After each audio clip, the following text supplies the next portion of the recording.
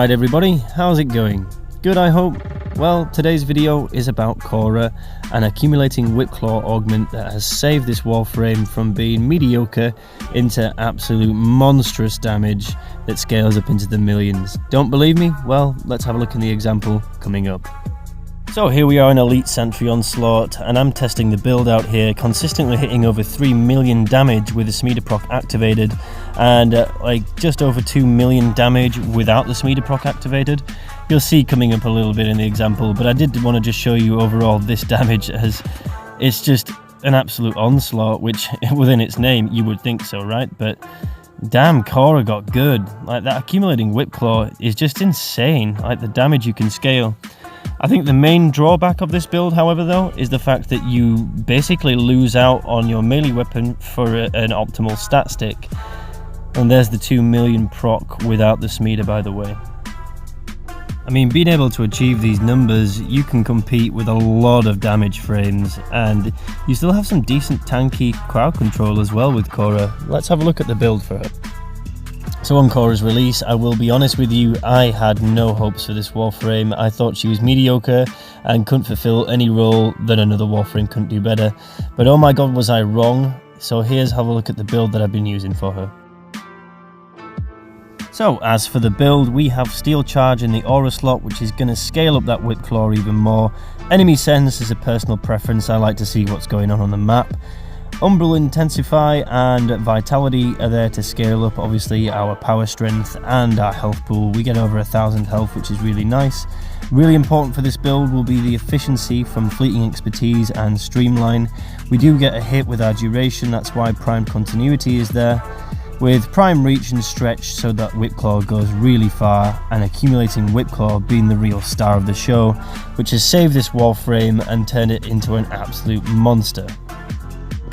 So what this augment does is, when you hit 3 enemies with the Whipclaw, it grants a 35% stacking damage bonus, which scales all the way up to 350%. Now this is affected by power strength, but we don't need too much, henceforth, why we sit at 155%.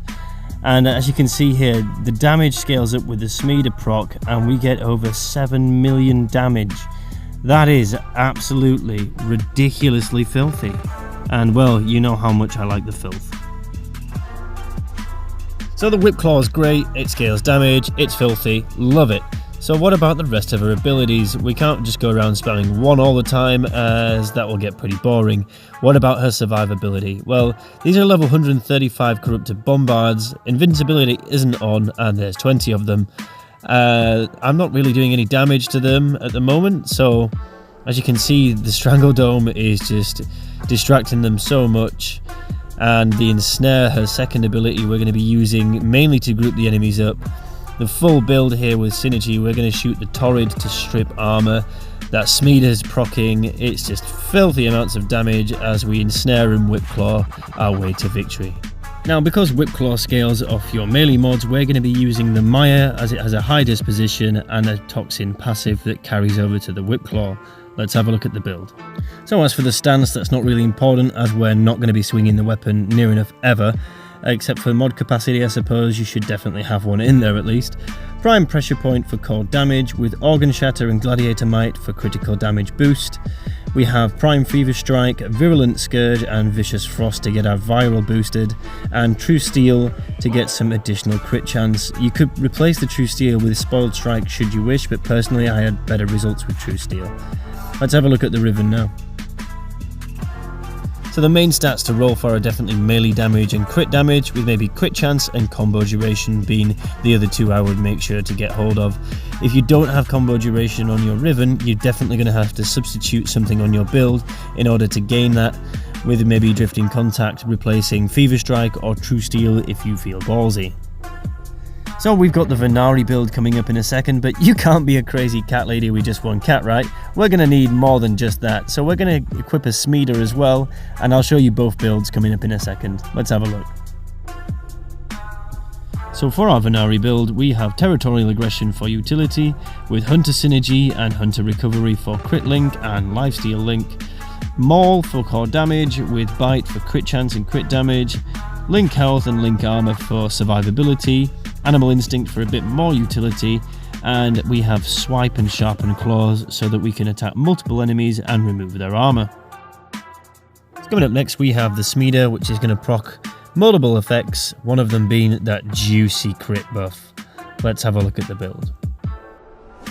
So the build's very similar to Venari, except we have Charm and Mischief in there for our utility, and those procs of course.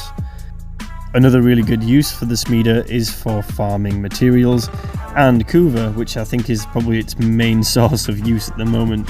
Can't wait until we get the fetch mods for our pets also. And now for some additional filth, we're going to be looking at the Torrid and the weapon synergy with Khora's second ability to ensnare enemies and group them up together to proc corrosive gas clouds and deal a lot of damage. Let's have a look, shall we? So, as for the non-Riven Torrid, we have Serration for core damage, Split Chamber and Vigilante armaments for more multi-shot, with High Voltage and Infected Clip to get our corrosive damage and boost status chance, Vital Sense and Hammer Shot for critical damage and even more status chance, and Argon Scope, which may seem like an unusual choice, but trust me, when you proc this with a projectile on the head, the gas cloud will keep ticking the buff and proccing it again and again until that enemy is dead. So as for Rivens and rolling them, you have a 4 disposition and a hybrid stat, so that you're going to have some versatility depending on what you want. I managed to get damage, status chance and electricity with plus weapon recoil with the help of my friend Gudda, so thank you Gudda. This is the build I was running until I realised that I preferred the utility of a little bit more flight speed and put on terminal velocity, as it was a preference for me. So just something to notice in this example is the Argon Scope buff keeps getting refreshed due to me hitting a headshot and the gas cloud just proccing it over and over again.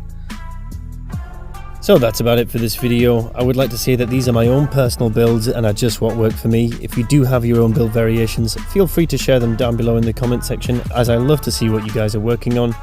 Of course, if you did like the video, please like and subscribe, as it helps me get more content out to you as quick as I can.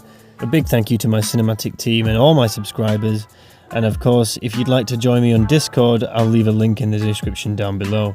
Thank you so much for watching. Ciao for now.